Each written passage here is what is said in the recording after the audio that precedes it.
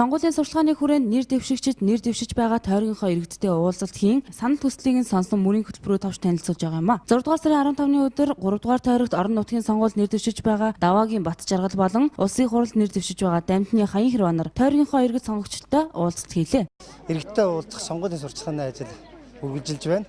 За өнөөдөр 3 дугаар багийнхаа иргэдтэй 3 хэсэгсэж уулзлаа. Монгол Ардын намын мөрийн хөтөлбөрийн онцлог давуу тал биелэгдэх бололцоог ухуулан таниулах энэ ажлаа хийж байна.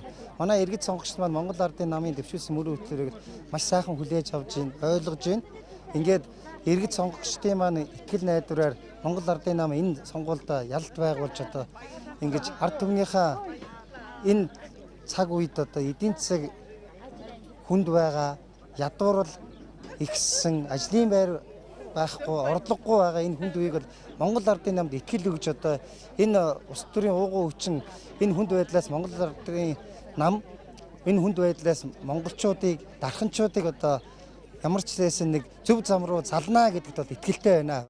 Ийхүү нэр дэвшигчид мөрийн хөтөлбөрөөр танилцуулахын зэрэгцээ иргэдтэй нээлттэй ярилцсан, өөрсдийн бодлогоор дэмжин ажиллагаар төлөвлөсөн ажлуудаа тайлбарлан, иргэдэд тулгамдаад байгаа асуудлууд шийдвэрлүүлэх тал дээр хичээл зүтгэл гаргана хэмээсэн юм а. Энэ үеэр иргэдийн онцлосныг зөөлөн тус тойрогт аймгийн иргэдийн төлөөлөгчийн хурлын төлөөлөгч сонгуульд нэр дэвшиж байгаа Даваагийн Бат Жаргалыг сайн мэдгээр барахгүй, унган хүүхэд бидний итгэлийг дан ажиллана гэдэгт итгэл хүлээлгэж дэмжиж байгаагаа илэрхийлсэн юм.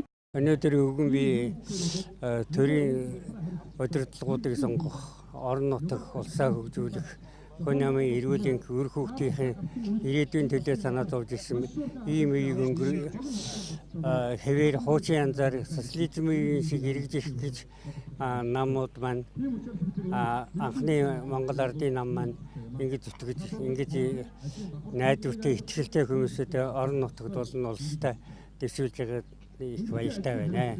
Даваагийн Бат Жаргал одоо орон нутагт өрсөлдөж байна. Орон нутгийнхаа төлөө, бидний төлөө, Ахмад үеийнхээ төлөө, хэлтэй боловсролтой иргэн болохын төлөө зүтгэж байгаад нь тэмцэж яваад нь их баярлж байна. Энэ хэсэг зөрсөндөө ээд нь ажиллаж чадна гэж өөрөө итгэж явдаг. Бидний одоо дуу хоолой олж одоо чадах байхаа гэж одоо маш их итгэж байна. Би өөрөө бас дэмжиж байгаа. Тэгээд энэ 3 дугаар төрийнхөө иргэд хөдөлмөрчид залуучуудаа Даваагийн Бат Жаргалыг дэмжээсэй гэж уриалж байна. Мөн энэ үеэр иргэд болоод нэр дэвшигчдийн халаглан ярих нэгэн сэдв нь аймгийн сонгуулийн хороо байлаа. Учир нь тус тойрогоос нэр дэвшгээр нэрээ бүртгүүлсэн байсан Чулуунбатын Чөлтөнбат болоод үлдсэн 6 нэр дэвшигчдийн сонгогдох эрхийг зөрчсөн хууль бус шийдвэрээ буцаан татахгүй байгаад харамсаж байна. Үлдсэн жаахан найдвар юм хөсөрдүүлэхгүй, буруутай үг үйлдэлээ залруулаасаа гэсэн хүсэлтэд хэлж байлаа. Ингээд иргэд сонгогчдын сонголт мэргэн байх болтугай сонголт зөвхөн таны гарч шүү.